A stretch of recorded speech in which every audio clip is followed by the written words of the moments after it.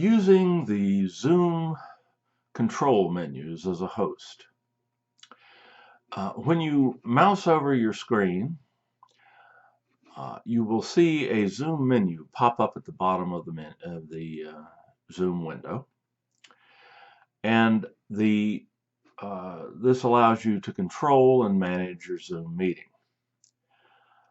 These icons, some of them are also available to attendees, but there are those that are available only to the host, and some of the ones that are available to both have additional functionality for the host.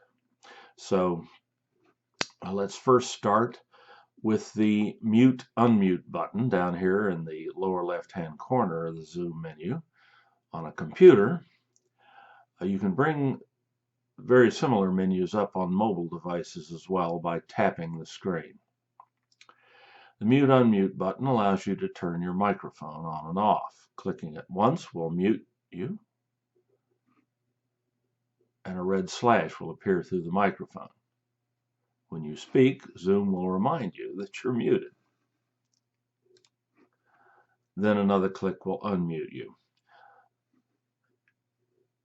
Next to the microphone icon is a menu option, an up caret, that will allow you to select among multiple microphones or multiple sets of output devices. Also allow you to test your speaker and microphone. Yes, I do. I do. I do. I do. I do. So this will allow you to ensure that your speakers and microphone are working immediately upon entering a meeting. You can also do this before you enter the meeting. The stop video button, the little stylized camera, will allow you to turn your webcam on and off.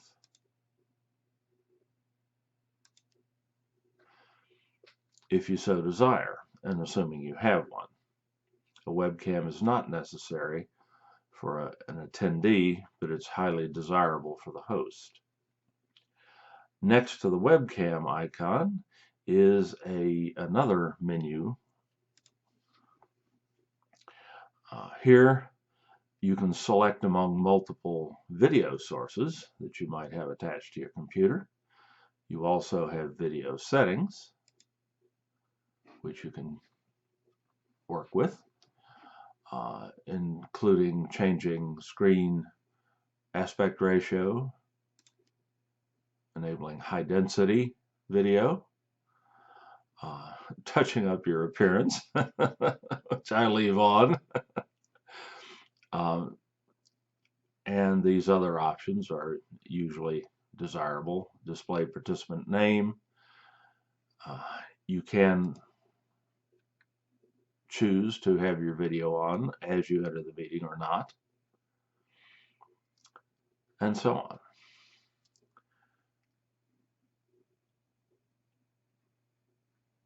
And displaying up to 49 participants per screen in gallery view is probably a good idea.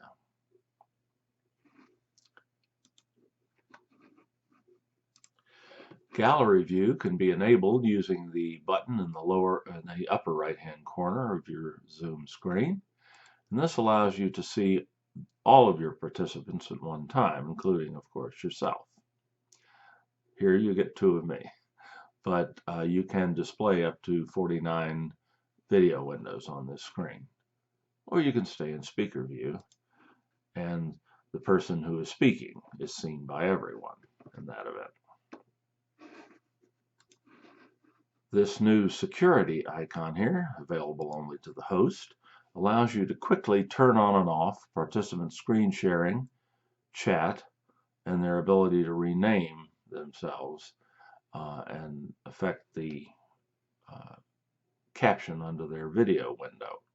These can all be used maliciously by Zoom bombers, so you may from time to time need to turn them off very quickly. You can also enable your waiting room here, which requires you to specifically admit attendees before they can join the meeting, or you can lock the meeting to ensure that no one else can join. You can also very quickly remove a participant using this menu if that participant is disrupting the meeting. That's done through the Manage Participants tool. This is just a shortcut to it. The Manage Participants tool will show you a list of everyone who's in the meeting, including their screen names that they've chosen. It will tell you who's talking by looking at the little microphone icons here. You can see that I'm the one speaking here, right there. By mousing over the detail line for each attendee, you can mute or unmute that person. You can also stop their video, make them the host or a co-host, rename them, put them back into the waiting room, or remove them entirely from the meeting. If you do this, they won't be able to get back in, and this is particularly important in case this person is being disruptive. You can also very quickly mute everyone in the meeting except yourself. And when you use that option, you have the option to prevent attendees from unmuting themselves, so you can gain complete control of the audio in the meeting very quickly this way.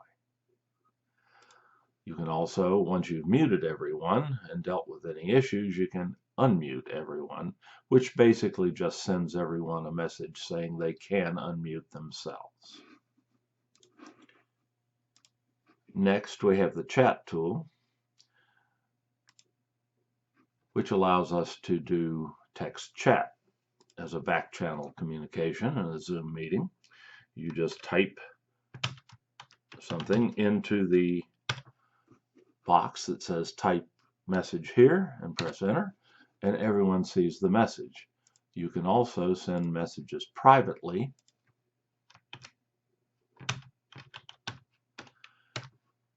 to individual attendees.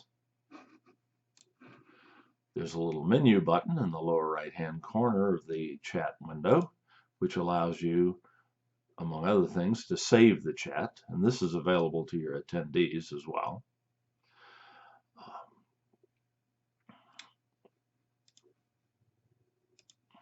The chat tool is extremely useful as a back channel. Perhaps the single most important button on this screen is the Share Screen button, or within this menu. This allows you to share whatever appears on your computer screen with your attendees. It's Zoom's single most powerful feature and is very simple to use. You can click that button and a selection window pops up that allows you to decide what you want to share. I urge you to take the default, which is to share the entire desktop of your primary monitor if you have multiple monitors, as I do here. This allows you to be certain that whatever you see on your computer screen will be visible to your students. Sharing individual windows or applications can be more problematic. There's also a shared whiteboard that you can share with your attendees, and which can be useful when you need to share information graphically. But we'll share our primary desktop here. If you're going to be playing video, or if you need the sounds produced by your computer speaker to be sent to your students for any other reason, you'll check this option to share computer sound. And then click the Share button in the lower right-hand corner of the window. And now, whatever is on your computer screen is being sent to all of your attendees. You'll also have a little video thumbnail window over here, which has a number of your attendees' webcams showing in it. You can always pull that off the screen or minimize it at need. You'll see a share control bar, which gives you access to your Zoom menus while you're sharing. We have the usual tools we've seen before. But we also have an annotation button, which allows you to draw on the screen.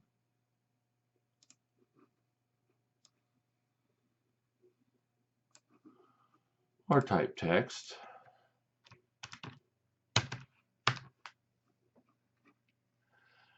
Allows you to highlight your cursor with the spotlight tool, or you can use the eraser tool to get rid of anything that you put on the screen or that anyone else might have put on the screen. Or you can clear all drawings instantly using the clear button here. You have an additional control menu here under More, which you get just by mousing over that. You can bring up the chat tool from here. You can record. We'll talk more about that in a moment. You can disable participants' annotation if a participant begins to use the annotation tool at an inappropriate time. Or you can simply show the names of the annotators and figure out who's doing it.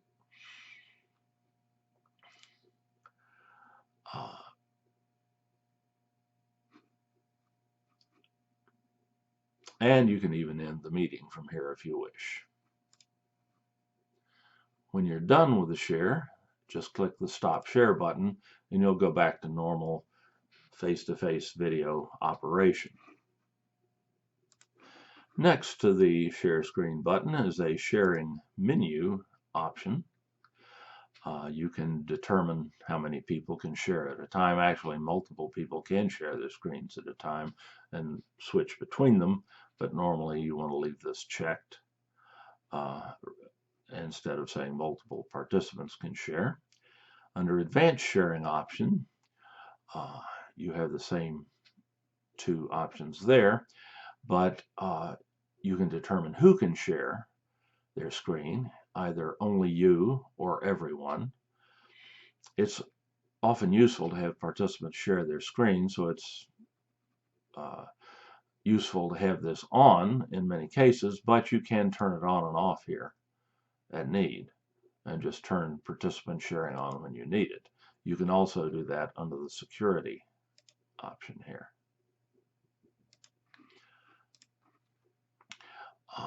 For sure, no matter what you do, make sure that who can start sharing when someone else is sharing is set to only host. Otherwise, a participant could take control of the meeting and you couldn't stop them. So leave this as only host for sure. Zoom meetings can, of course, be recorded. Only the host can record by default, but you can assign recording capability to individual attendees if you wish. Normally, though, you'll be the one recording the meeting if it's going to be recorded. There are two options in some cases, one to record the meeting to the local computer and one to record it to the Zoom cloud. You may or may not have both of these options. Selecting the option will announce that the meeting is being recorded. You can pause the recording at any time. The recording has stopped. And then restart. This meeting is being recorded. Or when you're done, you can simply stop the recording. The recording has stopped. You can assign someone to do closed captioning if you have a live captioner. That's an unusual circumstance. You can activate Zoom breakout rooms, which is an advanced feature we'll cover in another video.